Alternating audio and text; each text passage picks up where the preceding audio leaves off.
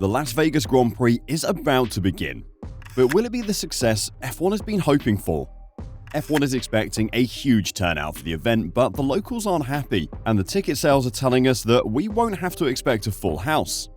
But that isn't all, as this is one of the only events that F1 has decided to sponsor and market itself completely. So no sales means no money. Will F1 even be able to break even on the event? And what can we as fans expect?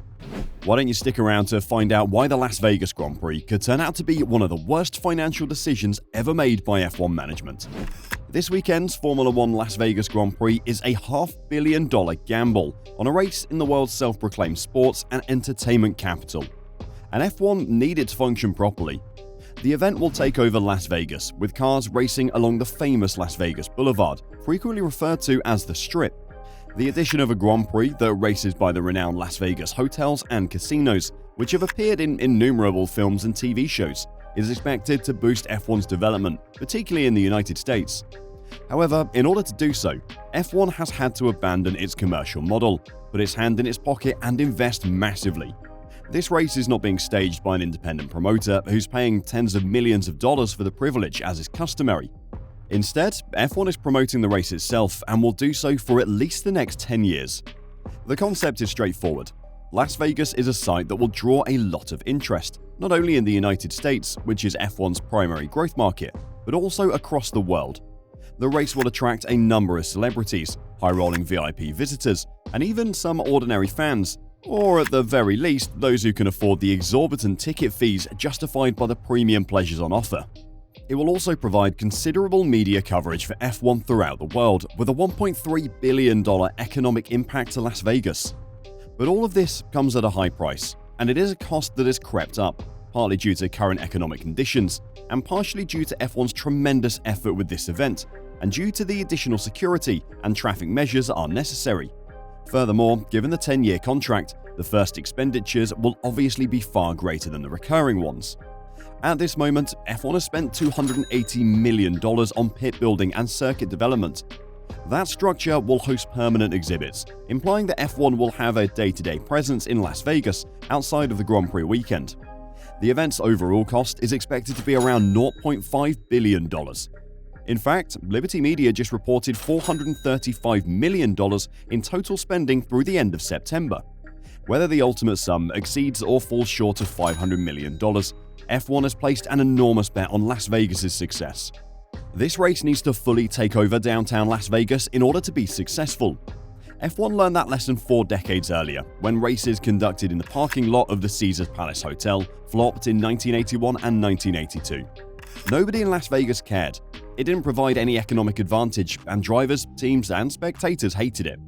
In the mists of time, it's easy to forget that before that race began, some of the hyperbole surrounding it was comparable to that surrounding today's Las Vegas Grand Prix. That serves as a warning that there are no guarantees in gambling, but this new race is very different. While locating it in the heart of Las Vegas on public roadways means that the 2023 event will be everything that the previous Caesars Palace Grand Prix was not, it is causing havoc. Disgruntled locals have protested, and it remains to be seen how the practicalities of opening and closing the traffic circle will work. The compromise is that F1 must accept running on track late in the day.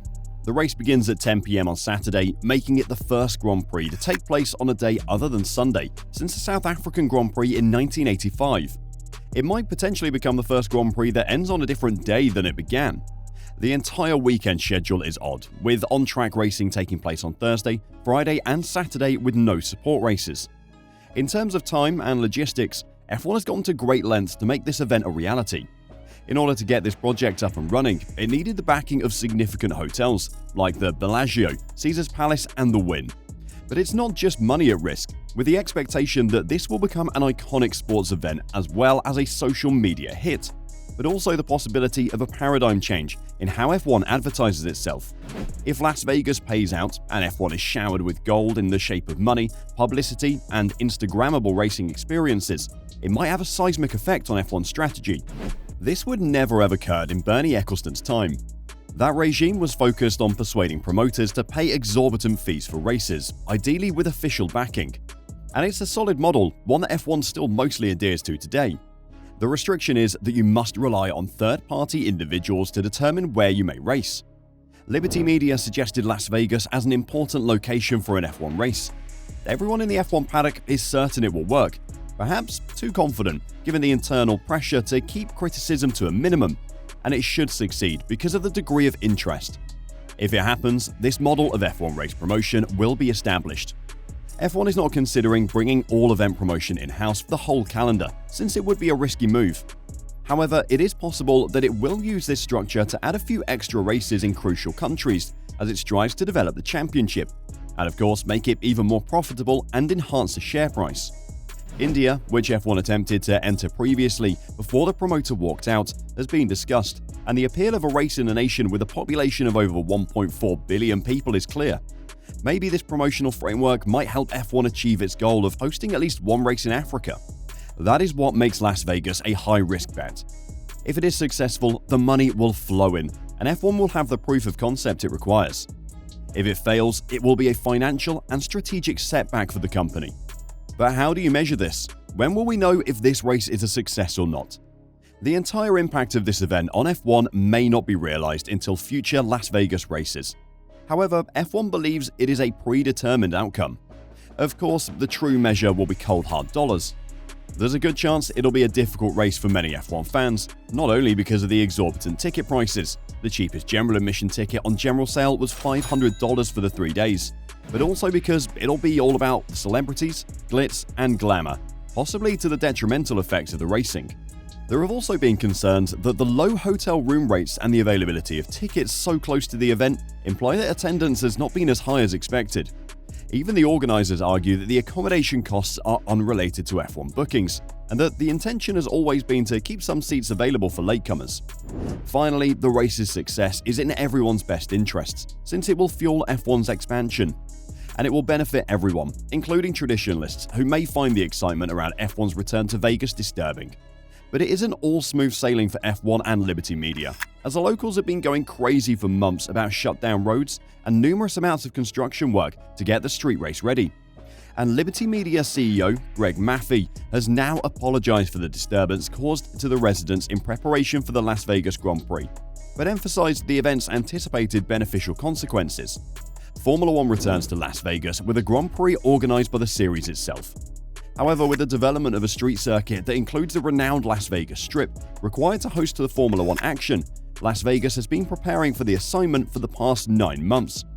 The extensive road resurfacing and construction of the pits and paddock on brownfield site purchased by Liberty for $240 million has been far from ideal for Las Vegas locals. Local opposition to the event has manifested itself at times, including the pulling apart of privacy films erected to prevent people from gaining a bird's-eye view of the circuit from neighboring overhead bridges. Access to the strip will be restricted, with roads utilized as part of the circuit closing at 5 local time on each day of track activity and reopening at 2 a.m. Maffei apologized for the inconvenience and praised Las Vegas locals for their willingness to tolerate us, emphasizing that the Formula One presence will benefit them in the long term. I want to apologize to all the Las Vegas residents, and we appreciate that they have their forbearance and their willingness to tolerate us, Maffei said in a statement. We're going to be bringing something like $1.7 billion of revenue to the area. So it's not just for the benefit of fans who want to view. We hope this is a great economic benefit in Las Vegas. We hope this is the most difficult year with all the construction that went on, and things will be easier in the future. Renee Wilm, CEO of the Las Vegas Grand Prix, claimed that transit has been the most difficult aspect of the event to organize, showing temporary bridges for pedestrians and cars as part of the steps to keep the city flowing throughout the F1 action. I would say the biggest challenge is really just transport planning, she explained to Sky Sports. We're essentially encapsulating 60,000 hotel rooms, workers, guests, and visitors of Las Vegas. And how do we ensure that we're able to keep traffic moving, keep people moving when the track is hot? And in that regard, we've installed 3 temporary bridges which will allow vehicles to access the interior of the track while we are during race time. And working with the locals hand in glove to figure out how we continue to move the employees and how we get guests into the interior of the track.